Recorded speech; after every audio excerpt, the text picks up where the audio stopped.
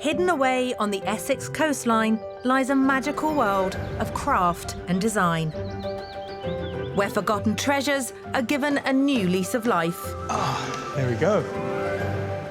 We all have things that we love, but sometimes we just can't find a purpose for them. These unused items are cluttering up our homes, but they hold so many memories, we simply can't throw them away. It's not just a sewing machine, is it? It's what it represents. It's part of our childhood. It was something that I always wondered what could be done with it. It reminds me of being really happy as a child.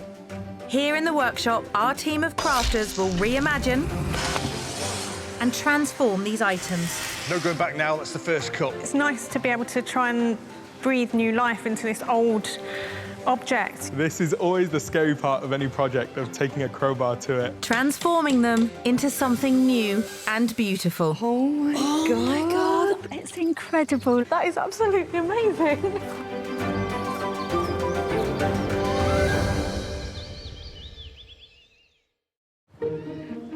Our team of crafting collaborators are ready and willing to remake, each with a specialist skill. We have masters of metal. You just can't push it too far. And that is absolutely bob on. Textile gurus. I've just marked out where we kind of need to position the pockets. And woodworking maestros.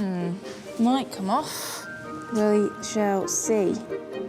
There's nothing our creative crew can't transform.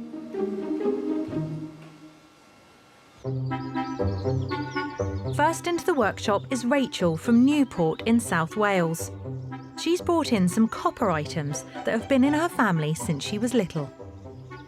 Rachel, thank you so much for coming into the Saved and Remade workshop. This is Jason. He's going to be in charge of transforming these into something completely different. So let's go right back into, it was the 1960s, 60s. Was it? My father was a metallurgist and worked for a mining company and went out to, well, the family story was always to South Africa, but it says Rhodesia on there. So he went out, and was he presented with this? Was this it is the very sad thing, actually, is that I don't honestly know. Right. It's just always been in our family. Yep.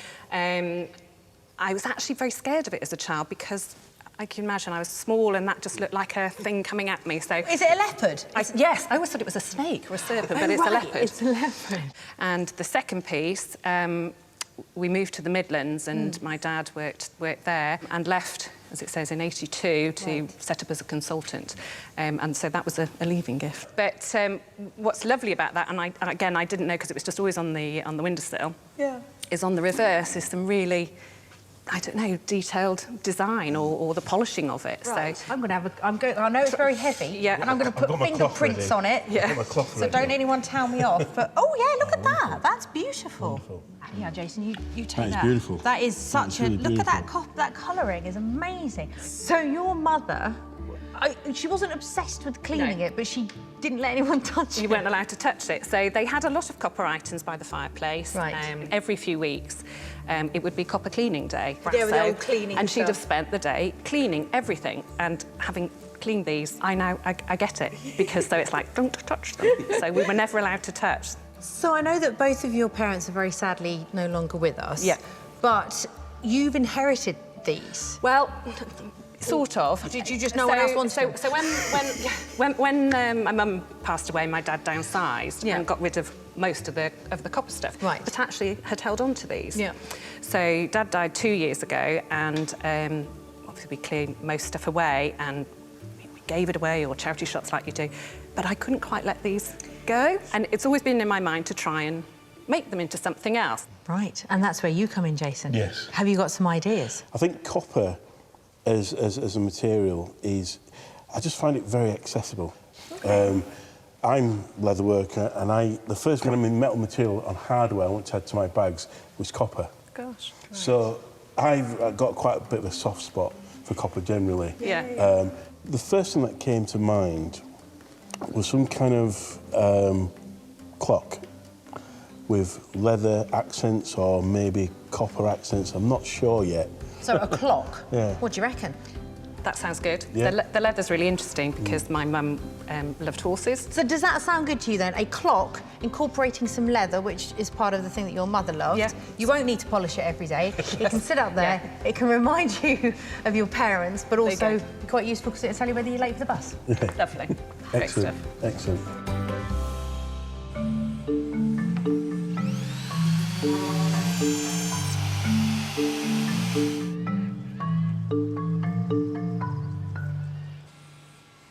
I know that Rachel was quite keen to keep the kind of honour and kind of memories of her late parent, especially her father. I looked at this in some detail, and this is absolutely gorgeous. It's beautiful. So I'd love to kind of maximise that some way.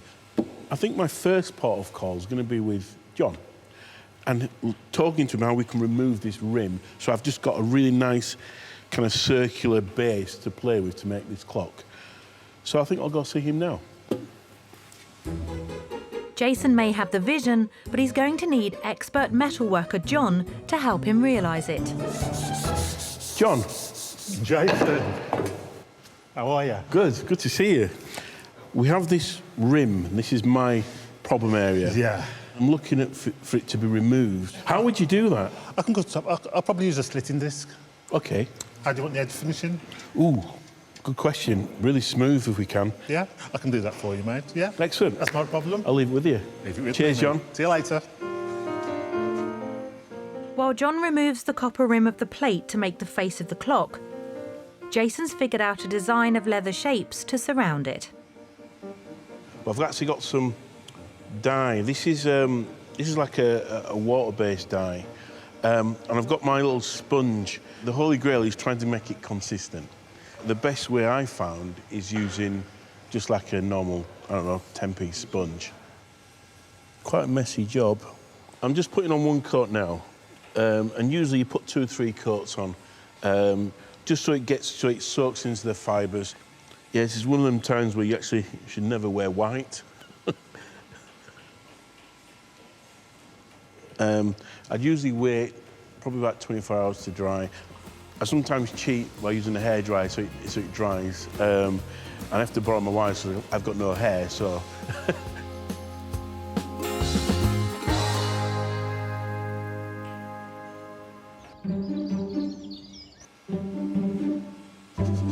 Let the fun commence.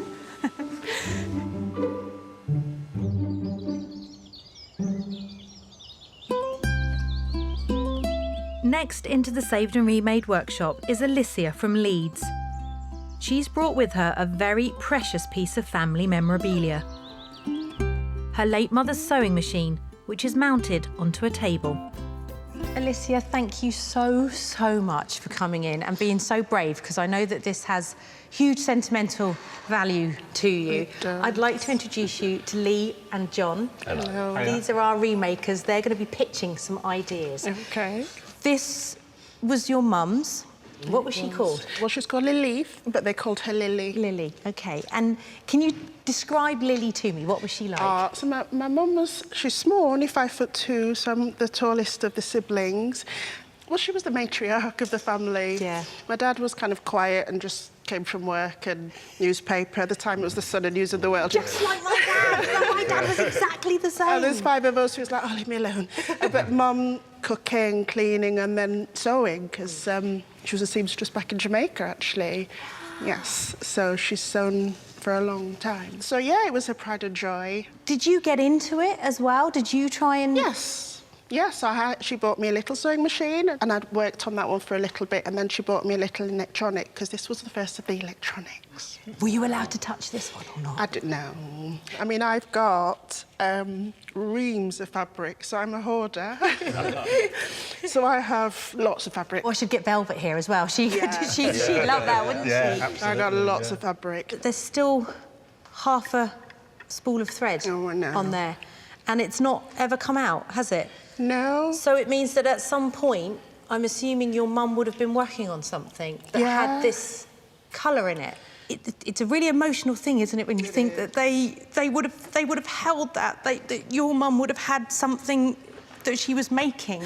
And how old were you when your mum passed away? How many years of... Mum past 11 years ago now. She sounds like a lovely lady. She was lovely, was my mum. She was really nice. So, Lee, what have you got going on in that wonderful mind of yours? Well, what I'm thinking is to have it so it's a wall-mounted storage unit, but it's only for the smallest little items. So where you can put your little keepsakes into the little component, you know, little shelves and what have you. So there'll be structure, will probably be in steel. So you'll have like panels of the wood and sections joined in. It's a bit tricky to explain, but I think it would work very well. So a display piece from Lee. John? Well, if I'm reading you correctly, I'm not 100% convinced that you want that dismantling. So I propose to make that into a light box. So basically it's a deep shelved box which has a little bit of a pelmet on it and it has a light behind it. We'll illuminate that and you can mount that on the shelf.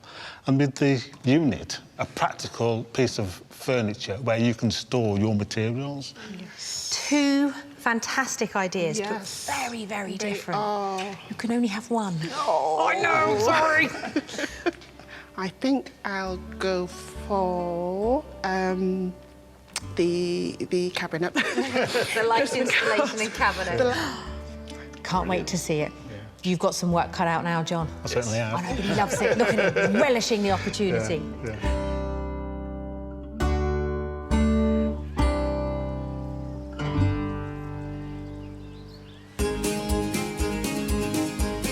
John has brought Alysia's sewing machine and table into the workshop. Sewing machines, the rhythm of our lives. My mother had an earlier version of this particular machine, and when she used to pack us off to bed, 8 o'clock sharp, we could hear the sewing machine chuntering, gently vibrating off the floorboards. It very much is the story of mine and everybody else's lifetime that grew up in that period of time where we made, do and mend, and the summer dresses were made every year by my mother for my 3 sisters, and she'd make curtains and anything else that she'd need to make. But the sewing machine was ever present. So Alysia isn't ready to have this machine dismantled. So I'm going to present it as a loving reminder to her mother. The Lightbox is going to have the Jamaican flag in the background with a light in the fall. So when the light's turned on, it'll gently show the silhouette of the sewing machine on the Jamaican flag. And I think that's the sort of respect this sewing machine deserves. The main unit, I'm going to repurpose. I'm going to make it into a modern, light, contemporary storage unit for all her materials. So I plan to replace the top, because it's in multiple pieces, and put 3 or 4 shelves where she has a nice, clear area to store any materials that she desires.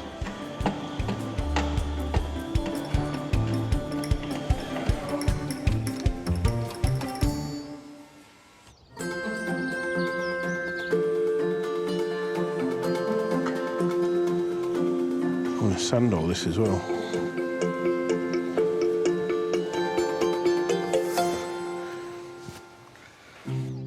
Next up is Lee from Somerset, who has brought in an old wooden chest. So, Lee, meet Daisy. Hi, Daisy. So this has been with you for 25 years. Yes. Tell me the story. Well, my very good friend Trina, who I met when she came to our very small village, I met her at the school gates, she actually gave me the chest. I think after she'd moved in, she probably, I don't know, she didn't have enough room for it at the time, and she knew that I was struggling for space. So she said, would you like to have this? It'd be great for the toy box for the children. I said, that would be lovely. And it's been very well used for all those years, very well used. And was it this colour when you got it, or did you paint it? Or... Trina painted it. So she's an artist as Right. well, so she's so creative, she's unbelievable. And so throughout the time that it's been in your house, has it had many different uses? It was a toy chest to start with? It was mainly a toy chest, and then the children, when they were really small, would get all the toys out and they would climb inside and hide and giggle and pretend that I didn't know where they were. Yeah. Obviously I did. And then through the years, it sort of transformed, and they would put blankets over the top and use it as a little picnic bench and a coffee table and things. The children would use it. And then it sort of progressed into sort of a blanket and a storage box. Yeah. How are you going to feel when that big power tool or saw goes into it for the first time? Yeah, that's going to be a bit of a moment, I think, because there's a bit of me, a bit of Trina, you know, a bit of history is all part of that box. Daisy is the one with the power tools. Oh no, gentle. Any ideas? Well, I was thinking, you've spoken about the village life and meeting everyone and stuff like that. It sounds quite social. Yes. So I was thinking about making an afternoon tea stand, a tiered stand for little treats to go on it. That sounds great. How are you going to do it? You've got to take it all apart, obviously. Yeah, I'll take it all apart and then choose bits to be, you know, the tiers and the stand. And then I'd like to incorporate all the kind of parts of the box that make it the box. So, you know, all this and the feet are quite an interesting Feet shape. are lovely, aren't they? Yeah, so I'd like to try and incorporate that into the design. Oh, lovely. And it would be something which you could get out when you've got your neighbours round for... When Trina comes around with the family. There you go. Perfect. When we first met, when we were just getting to know each other, really, sort of, you know, when you have that first friendship and you want to get on, but you sort of want to impress them a little bit at the same time. So I used to make scones and have a little cream tea, and then I'd go to her house and she would make them for me. I mean, it got to the point where we got very relaxed and we just have, you know, a glass of Prosecco and our pyjamas on. But when we started, we would do little cream teas for each other, and so that is absolutely perfect. Oh, how lovely. So it all ties it all together. Yeah. It's come full circle. Yeah, it really has. That's definitely fate. Yeah.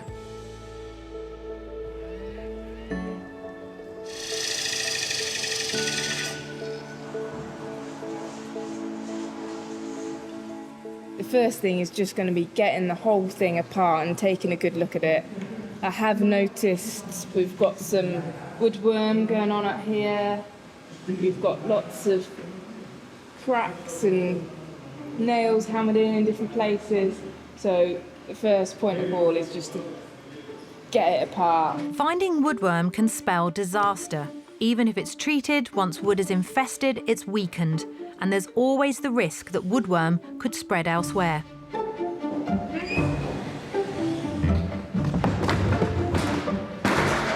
yeah. That came apart. Daisy, Daisy, Daisy. I understand this is proving to be quite the challenge. It is indeed, yeah. It's ridden with woodworm. It's just in a state. So you're going to completely take this apart and then look at what you've got that you can salvage and that you can use.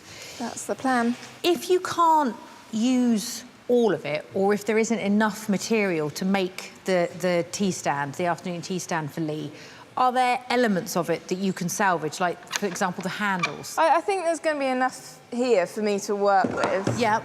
I keep taking it apart and see what I've got. See what you've got. This is a lovely profile here. It's quite interesting, quite different. These are lovely, these so legs. I can at least pick up on those shapes and stuff like that. Wonderful. I don't envy you. This is a big challenge, isn't it? And one that we weren't really foreseeing.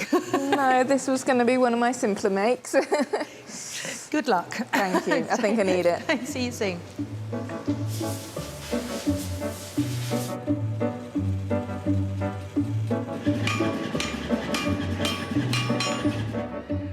Jason has been turning Rachel's copper tray into a clock.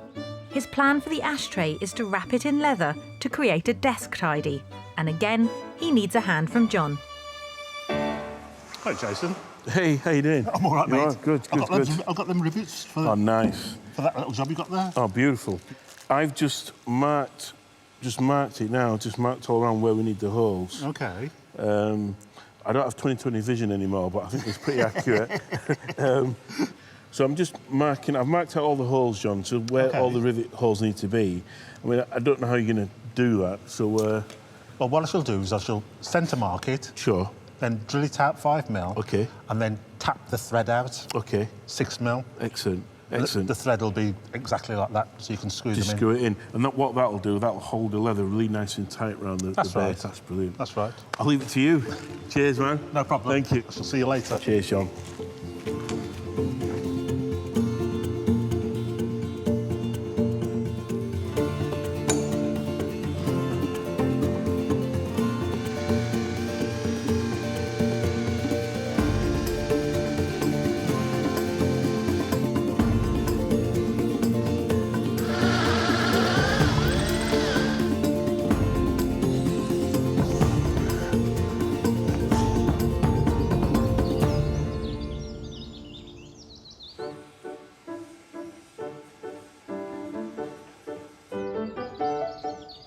Rachel is returning to the workshop to see the transformation of her dad's copper tray and ashtray.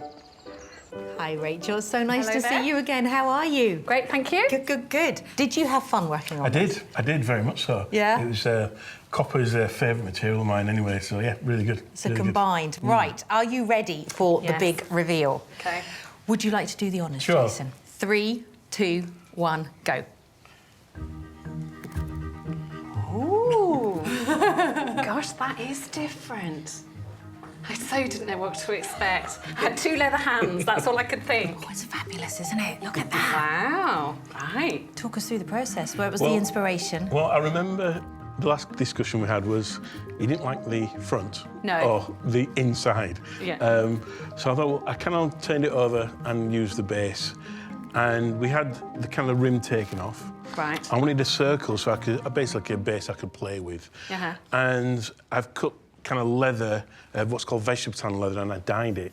And actually, I've had a lot of people see this, and it looks like wood. Yes, that's what I was Everything just is thinking. wood, but it's I actually could, all leather. Can I just feel it as well? Feel it. It's strange, isn't it? 'Cause Yes, it doesn't... I did think. That's it. I thought it was wood, so... Yeah, everybody says that. But this is not the only thing. There is something else that lies beneath. Would you like to have a look at this one? I would, yes. Are you ready? Oh, goodness. And then if you look, oh, it's really heavy. Oh, and that's the base in there. Oh, that's lovely. Yeah, it's just made sense to kind of, you know, Yeah. turn it over and use it. I had some help from John to create the rivets around the side, and he did a fabulous job to create the holes so I can rivet in, put the screws in to hold the leather. Then you create a cross stitch. Yeah, and here, they just match hold it now, and on it just from works. there. Again, it accents well with the Yes, with yes. the clock, so there's a nice kind of connection there. Oh, that's so lovely, because I'd say I didn't know it was there till literally handling it and turning it over, and it was like, whoa, that's the Nice little loveliest... surprise. Yeah, bit of it, isn't it? So are you pleased with them? That is really, that's a big surprise, yes. We've turned 2 things that have been lying around in your cupboard into And things... I didn't really, want to look at into things that I can have out and have on display. Absolutely. So thank you, You're most thank you very welcome. much. You're most welcome.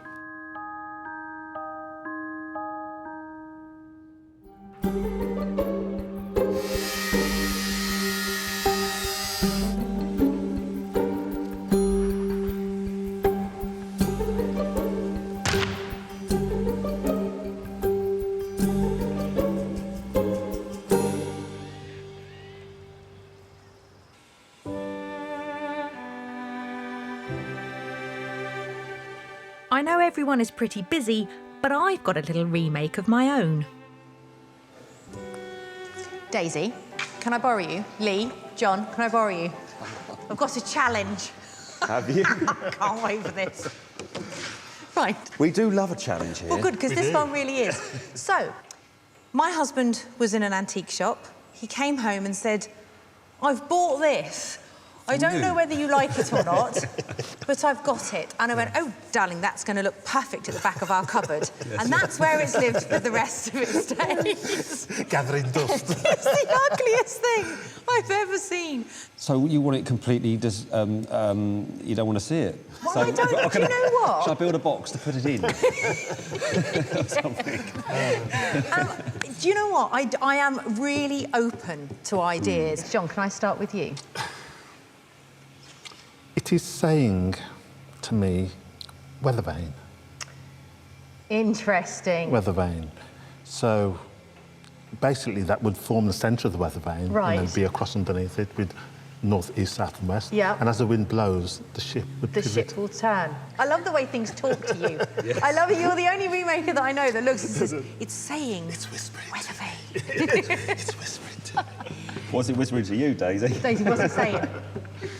I'm thinking some kind of coat hanger, hooks, close to the door before you go and set sail. Oh, now I know why it's so tricky for people that come in here. Go on, Lee, what's it saying to you? Oh, what's it saying? What's it saying to you? I quite like the idea of giving it a set of wings. Right. And get it so it can feel like it's flying. But what I'll probably do is I'll probably put it onto a metal armature. Also, it's got a bit pirate shippy about it, isn't it? Yeah. So it needs a cannonball. Right. You need a cannonball, some wings, and I'm going to put it on a long piece of steel with it off-balanced. Yeah. So that it sort of, does that. Right. And then also can change direction and wind. So it won't tell you which way the wind is blowing. Right. But it will undulate and look like it's flying. Oh my gosh. Oh, that's pretty cool. Just don't say all three. No, I'm not going to say all three. I'm going to go with you, Lee. Oh, great. Just because it's just the strangest idea I've ever heard. And I really want to actually see how you're going to create it. Little set of wings. But thank you both ever so much, because they were great You're ideas. very, very welcome. I'm interested to see how it's going to turn out as well. I can't wait. What goes on in that mind of his? Do you know what I mean? Who knows? My husband loves this ship, and hopefully Lee can turn it into something that I will love too.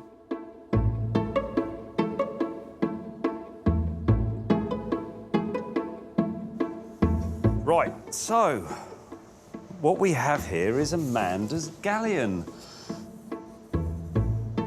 It's definitely got the pirate ship vibe about it. So what you need in the pirate ship is a cannonball and a parrot. So they're the two things I'm going to bring into this. This is going to be a counterbalance for the actual sculpture. But what I want to do is I'm going to put a set of wings onto it. So I've done a drawing here of some macaw wings. Not completely to scale, but that will sit there like that. And then we'll have the cannonball, which will be on the end of an arm, which will be arced over like that there. I mean, it would be lovely to get the wings to flap as well, but I don't think that's going to happen. But we're going to get some, a lovely movement like that. I want to get an elegant stand of some description, so a bit of a curved base. I don't want too many straight lines or anything, because it's always lovely to have flowing lines. I mean, the ocean's always flowing, and clouds and all that lot. So some lovely flowing lines, but keeping it very simple and elegant structure, so the emphasis is on the boat and the cannonball. So it's going to be quite a bit of work with the old plasma cutter, which is one of my favourite tools. It's just so versatile. So first things first is to cut out some steel, make some wings, and let this boat fly. John is back with his own project. He's made the box to house the sewing machine, and now he needs to create its light fitting. Have all the components ready now. I've got some reflective strip, the cord, the switches, and the lights. I've particularly chosen a nice yellowy light to give a nice soft ambience that will reflect down onto the Jamaican flag. And the light reminds me of the light that all these sewing machines used to have. I can still see my mother working away, and that's what actually inspired me to do a light box. This aluminium strip is dual purpose. First and foremost, it reflects the yellow light onto the Jamaican flag and down onto the sewing machine, and it will help protect the wood from any excess heat. So I'm going to measure up and cut this now.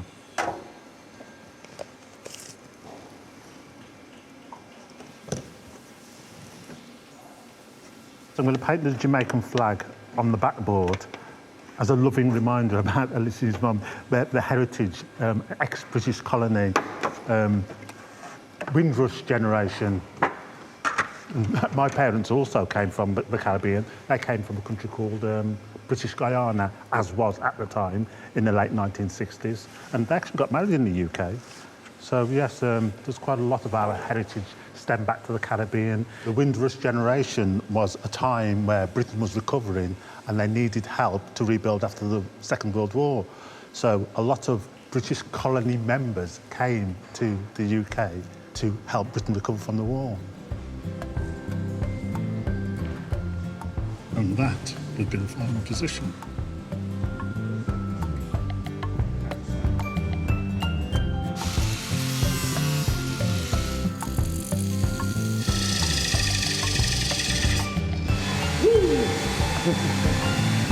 Over on her workbench, Daisy is using parts of the wooden chest as inspiration for her tea stand design. Unfortunately, it has rotted and there has been lots of evidence of woodworm, which means it's not suitable to be working with in this workshop. But that doesn't matter because I can take the inspiration from that. So I sketched out on a bit of card to get myself an idea of what I was going for. So working with this component from the original chest, I am creating a design of afternoon tea stand which incorporates the shape. So it's going to have a decorative bit on top which is going to use that shape of the original feet. Unfortunately, I can't use the actual timber. Now, creating circles and ovals and all these curves in symmetry is really tricky. So how I'm going to get around that is I'm going to get one half of it in a state that I'm really happy with. I'm then going to transfer that onto the other side, flip it over, and then I'll have both sides nice and even. It's really important in this design to incorporate lots of elements which Lee's going to recognise from the original wooden chest, which carries all of these memories. So I am going to be using these handles, which I removed from the wooden chest, and they're going to go at either end of the afternoon tea stand so she can pick it up and carry it into the garden. In addition to using the original handles, Daisy is also using the same type of wood as the chest was made of, durable and easy to work with pine wood.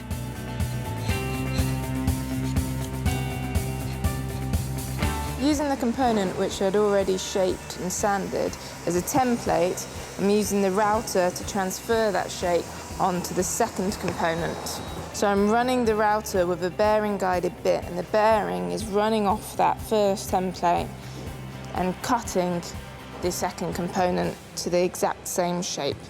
And I'm working closer and closer to the line, and I'm nearly there.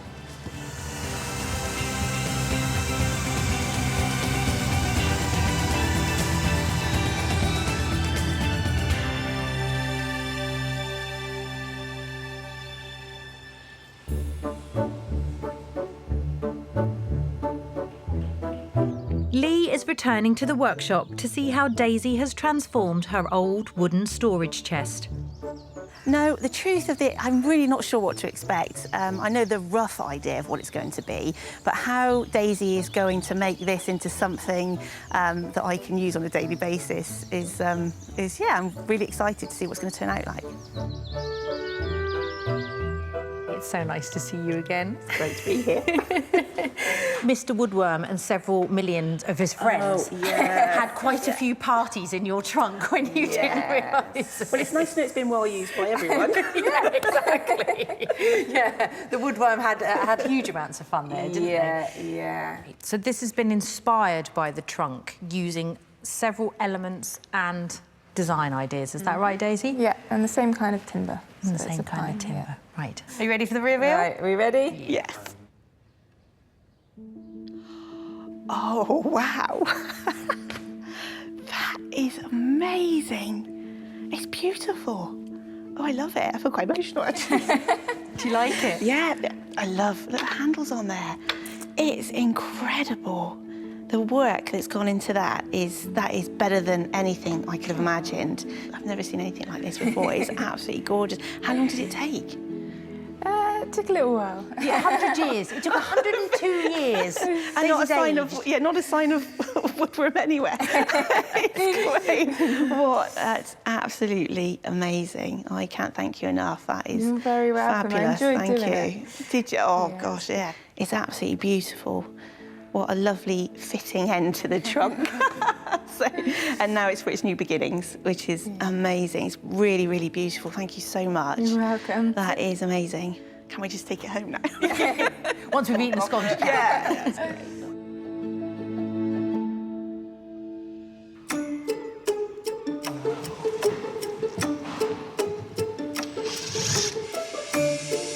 That's the point of no return, that, isn't it?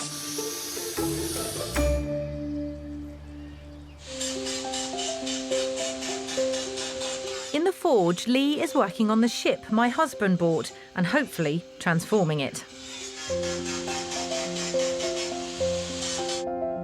We've got through the early stages of the project while building the wings and everything on the boat, which is fantastic. So now we're at the point where I'm going to be putting the boat on one end and the cannonball on the other. But I don't want to just weld it straight on that. It's all looking a bit dull. So I'm just going to quickly heat this up and get a bit of a scroll in here.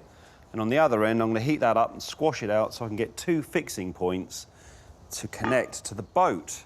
And then after that, we'll find the balancing point. But let's, first things first, we could get that torch lit and see where we go.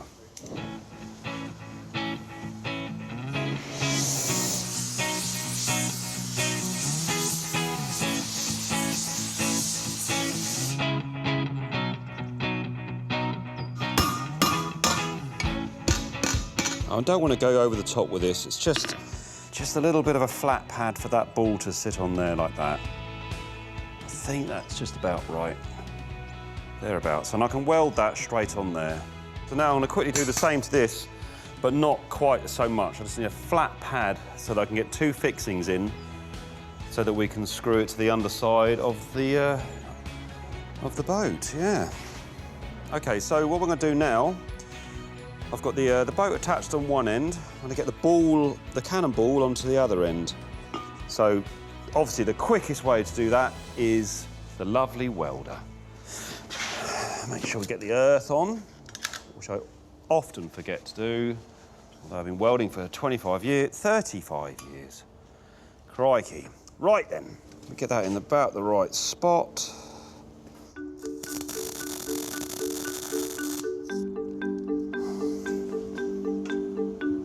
That's pretty cool. It's got a little bit of a roll back on itself, which I've got to adjust that. It's sitting a bit back on there, but a little bit of fine adjustment. But for the first bit of balancing, I think that's good. Excellent, excellent.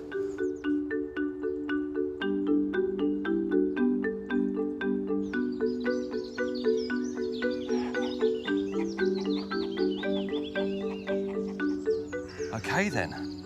Right. Right, yeah, let me take you. I feel like some old lady. It's like leading you.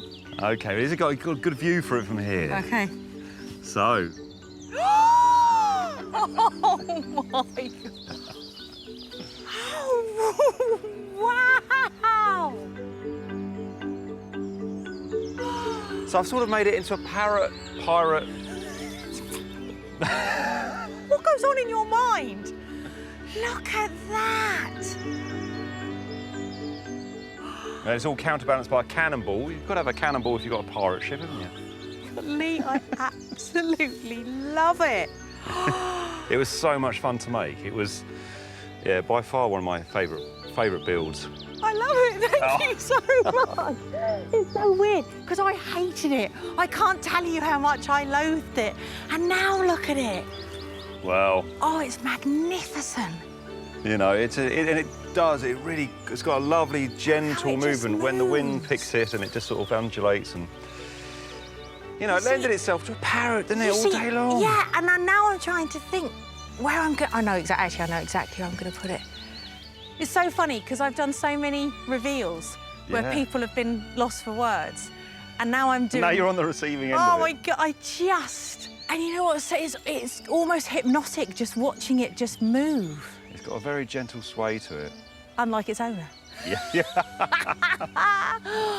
Honestly, I could sit here for hours through this. I absolutely love it. I cannot thank you enough for it. It is so chuffed. Spectacular. I knew you would like it, but I didn't quite expect it to be that much. No, I mean, and I'm not, it's just, look at me, I'm like, oh, I love it. Thank you. Thank you.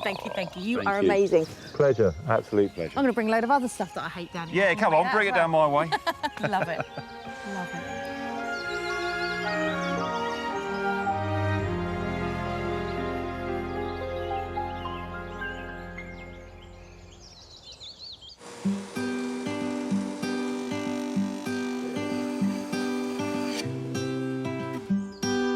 Back in the workshop, Alysia's storage table is beginning to take shape.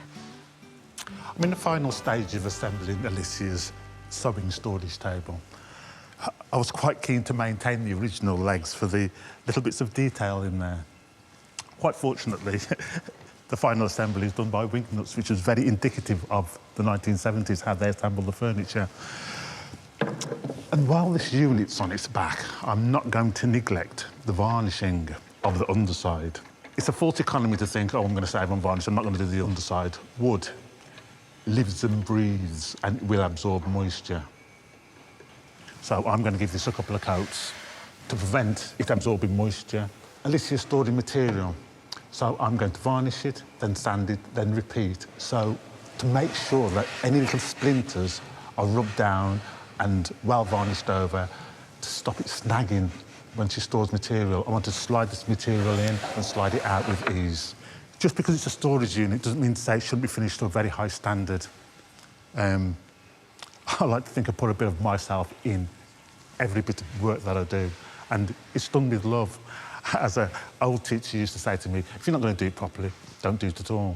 And I really have enjoyed doing this project, especially when anything connected with sewing, because my mother was such a seamstress, and my sister was as well, so it plays a very big part in my life in a very strange way. Like, it touches you. I'm going to give you about 3 coats of varnish. The first coat is just going to be absorbed. It's just going to be absorbed into the material. Then I'm going to give it a light sand, then give it another coat.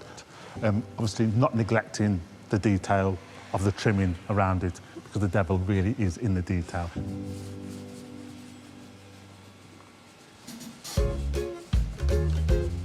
Alysia is returning to the workshop to see what John has done with her mum's old sewing machine and table. Hello, my lovely. Come on in. It's so nice to see you again. Plonk there, it's under here, look. Are you nervous? I am, so I don't know what to think, so I'm thinking nothing. So John has created something very, very special. Are you ready for the big reveal? I'm ready. OK. Ta-da! Oh, wow. And look, hold on. Oh, that's lovely. Here we have a Lightbox that just represents your mother's culture. So just at the back there, on the background, we have your mother's Jamaican flag. Oh, isn't that lovely? Thank you. So you suffer from lack of storage. I do. Same as my sister, same as my mother. So there you have ample storage to store your materials for sewing. Got the original legs. It's almost, it's recognisable to me, but they actually look quite modern. Yeah. In one of my alcoves in the sitting room, I've got my dad's record player and his speakers and stuff, so this could be in the other one. That's right. Perfect. I think this is such a beautiful tribute, and I think, you know, you've done really well with it, John. Well done. Are you pleased? I am really pleased. Yeah, it's a real. It feels like a real heritage piece. Yeah. It's a real 70s object, and it feels housed in a real, authentic way. Oh, it's really lovely. Thank you. What do you think Lily would think with her sewing machine all lit up? She'd giggle. She was a big giggler, was my mum, and I think she'd giggle. She had a real like that. I think she'd be really pleased that we kind of want to keep it going, because what's nice is the next generations can kind of see it. Obviously, they don't remember their nan. They have it now. They can think about what to do with it after me. So that's nice.